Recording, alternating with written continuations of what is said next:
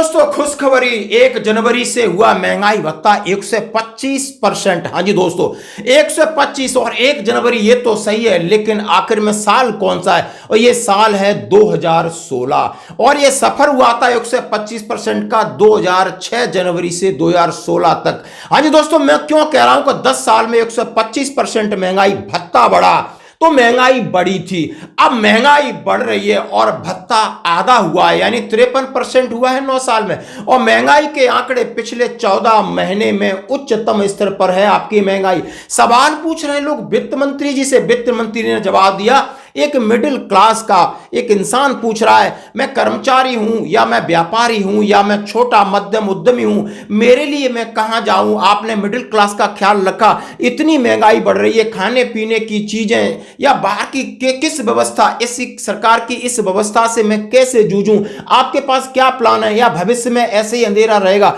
वित्त मंत्री जी भी जवाब दे रही। तो दोस्तों युग चरण चैनल में आपका हार्दिक स्वागत है। मैं कैप्टन JS भदौरिया। आज बात करूंगा बढ़ती महंगाई, आखिर इतनी महंगाई बढ़ रही है, महंगाई भत्ता उतना नहीं बढ़ रहा है, सरकार इस महंगाई पे किस तरह रोक लगाएगी, सारे आंकड़े आपके सामने लेकर आऊंगा। सबसे पहले मैं आपके सामने चार्ट दिखाता हूं, central government employees DA allowance. जो डीएनएस अलाउंस है आपके डीए रेट है 196 का भी मैं आपका हवाला दे सकता हूं, और उसके बाद 2006 का हवाला दे सकता हूं।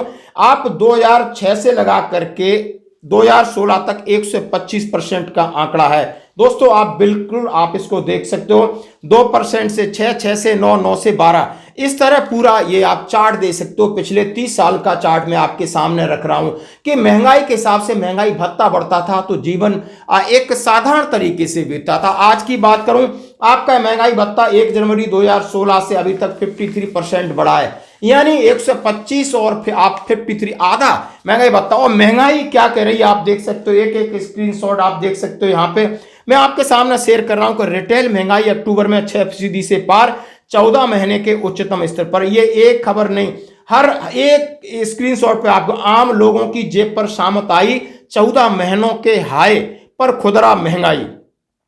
रिटेल इन्फ्लेशन इन अक्टूबर 2024, खुदरा महंगाई दर 14 महीने में सबसे आगे, 14 महीने की ऊंचाई पर रिटेल महंगाई अक्टूबर में 6.21, यानी ये सारी खबरें 12 नवंबर 2024 की हैं। सरकार आखिर में इसका क्यों जवाब नहीं दे पा रही? इस खबर का आखिर कहां किसका उन्होंने कंपैरिजन किया है? उन्होंने कहा कि महंगाई का जोर का झटका, खाने पीने के सामान महंगा होने से खुदरा मुद्रास्फीति बढ़कर 6.21 पहुंची, EMI घटेगी नहीं, ब्याज आपको मिलेगा नहीं, फिर आप जाओगे कहां? यानी राष्ट्रीय सांख्यिकी कार्यालय के आंकड़ों से पता चलता है कि खाद्य वस्तुओं में मुद्रास्फीति अक्टूबर में बढ़कर 10.87% हो गई है, जो सितंबर में 9.24% और पिछले साल अक्टूबर में 6.61% थी। आम आदमी को महंगाई से राहत मिलती नहीं दिख रही। एक बार महंगाई ने 14 महीने का रिकॉर्ड तोड़ दिया है। आपको बता दें कि खाने पीने के सामान महंगा होने से अक्टूबर में खुदरा मुद्रास्फीति बढ़कर 6.21 पर पहुंच गई है। इससे पिछले महीने यानी सितंबर में 5.49% थी। मंगलवार को जारी आधिकारिक आंकड़ों के अनुसार ऐसा मुख्य रूप से खाद्य वस्तुओं के दाम बढ़ने के कारण हुआ है। हाँ जी दोस्तों, खाद्य वस्तुओं में महंगाई बढ़कर 10.87 हो गई है। EMI घटाने की उम्मीद नहीं है, यानी आपको खतरा, आप समझ सकते हो कि आपकी महंगाई खाने पीने की चीजें, यानी आपके वेजिटेबल्स हैं, आपके फ्रूट हैं, आपके ऑयल्स हैं, आपकी दालें हैं, आपका अनाज है और आपके मसाले हैं, इन सब चीजें जो कि हमेशा हमारी लाइफ लाइन है, ये जीने की चीजें हैं, जीना दूभर हो रहा है, इसलिए लोग कह रहे हैं। आखिर सरकार क्या कदम उठाना चाहती है आप देख सकते हो इसके बारे में, और माननीय वित्त मंत्री साहिबा का क्या जवाब आता है इसके बारे में जरूर मैं रूबरू कराऊंगा। अभी आप ये देख सकते हो, मैं खबर आपके सामने रखा है। उन्होंने कहा है महंगाई से छुटकारे की उम्मीद, खाने पीने के सामान के जल्द घटेंगे दाम, वित्त मंत्रालय की रिपोर्ट में दावा। अब ये रिपोर्ट से पहले वित्त मंत्री को ट्वीट करके एक आम मिडिल क्लास आदमी पूछता है, क्या पूछता है और वहां क्या जवाब मिलता है वो भी तो आप सुन लीजिए। हाँ जी दोस्तों, पूछा जा रहा है कि निर्मला सीतारमण ने कहा कि उपयोगकर्ता की चिंता की सराहना करती हूं और उनका इनपुट मूल्यवान है। जब उन्होंने ये आप ट्विटर X के ऊपर डाला तो उन्होंने सबसे पहले अप्रिशिएट किया कि आपने हमें कहा है। उसके बाद नई दिल्ली वित्त मंत्री निर्मला सीतारमण ने एक सोशल मीडिया यूजर के उस अनुरोध का जवाब दिया जिसमें मध्यम वर्ग को राहत देने की बात कही गई थी। यूजर ने मंत्री के एक ऑनलाइन पोस्ट का जवाब देते हुए अनुरोध किया कि उनके पोस्ट को शेयर करते हुए सुश्री सीतारमन ने कहा है कि इनपुट मूल्यवान है और सरकार लोगों की मदद के लिए तत्पर है। Social media user Tushar Sharma ने एक्स पर कहा कि वह इससे जुड़ी चुनौतियों को समझते हैं, लेकिन उनका हार्दिक अनुरोध है कि मंत्री मध्यम वर्ग को कुछ राहत प्रदान करने पर विचार करें। आपके दयालु शब्दों पर आपकी समझ के लिए, यानी कुछ राहत प्रदान करने का है कि मिडिल क्लास के बंदों को, ये तुषार जी हैं, उन्होंने उनसे अनुरोध किया कि बहुत बुरा हाल है महंगाई का। तो उन्होंने इस बात पे कहा है कि आपके शब्दों और आपकी भावनाओं को मैं पहचानती हूं, मैं आदर करती हूं, सराहना करती हूं। माननीय प्रधानमंत्री मोदी सरकार एक संवेदनशील सरकार है, वह लोगों की आवाज सुनती है और उस पर ध्यान देती है। एक बार फिर आपकी समझदारी के लिए धन्यवाद, आपका इनपुट मूल्यवान है। आप ये देख सकते हो, निर्मला सीतारमन 17 नवंबर 2024 का है। श्री शर्मा ने पोस्ट में लिखा था कि हम देश के लिए आपके प्रयासों और योगदान की गहराई से सराहना करते हैं और हम आपके प्रति अत्यधिक आदर भाव रखते हैं। मैं आपसे विनम्रतापूर्वक अनुरोध करता हूं कि मध्यम वर्ग की समस्याओं को आप समझें और जो हमारे जीवन में आने वाली चुनौतियों उनको आपको समझना होगा। अनुरोध है कि इस पोस्ट के ऊपर उन्होंने जवाब दिया। द लेख संडे गार्जियन में प्रकाशित हुआ था तथा उन्होंने कहा इसके ऊपर शर्मा को जवाब देते हुए वित्त मंत्री ने उनके लिए जो भी कहा कि आपके दयालु शब्दों की मैं सराहना करता हूँ, धन्यवाद करता हूँ, और अनुरोध किया कि जो महंगाई है और आपकी 6.21% दर्ज की गई है और इसके ऊपर उनके लिए भी एक चिंता का विषय है। तो दोस्तों आपने ये देखा कि यानी वित्त मंत्रालय तक, यानी वित्त मंत्री खुद समझ रही हैं कि है प्रॉब्लम्स। अब लेटेस्ट इसके न्यूज क्या है वो जरूर मैं आपके साथ शेयर करना चाहता हूं। ये परसों की न्यूज है कि महंगाई से छुटकारा पाने की उम्मीद, खाने पीने के सामान के जल्द घटेंगे दाम, वित्त मंत्रालय की रिपोर्ट में दावा। जब इतना सारा हंगामा हुआ, इतनी सारी लोग पोस्ट कर रहे हैं, परेशान हो रहे हैं, न्यूज छप रही है, अब जब वित्त मंत्रालय ने क्या संज्ञान लिया है और क्या वो इम्प्लीमेंटेशन करेंगे, यानी क्या चीजें वो लेके आए, वो इस समाचार के जरिए मैं आपको बताना चाहूंगा।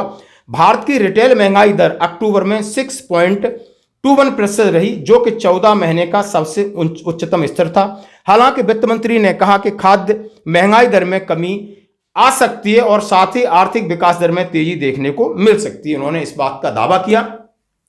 साथ में कहा भारत में आने वाले समय में खाद्य महंगाई दर में कमी आएगी, साथ ही आर्थिक विकास दर से तेजी देखने को मिल रही। इसकी वजह से अच्छे मानसून, न्यूनतम समर्थन मूल्य में वृद्धि के कारण कृषि क्षेत्र को फायदा। यह जानकारी सोमवार को वित्त मंत्रालय की मासिक आर्थिक समीक्षा में दी गई।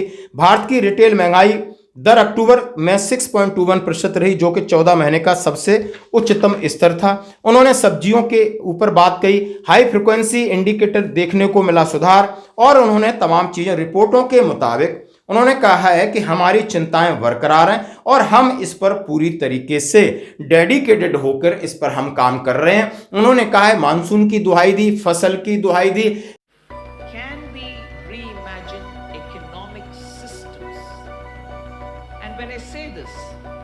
Let me first put the three assumptions that I make for all the economic systems that prevail. Either expansionism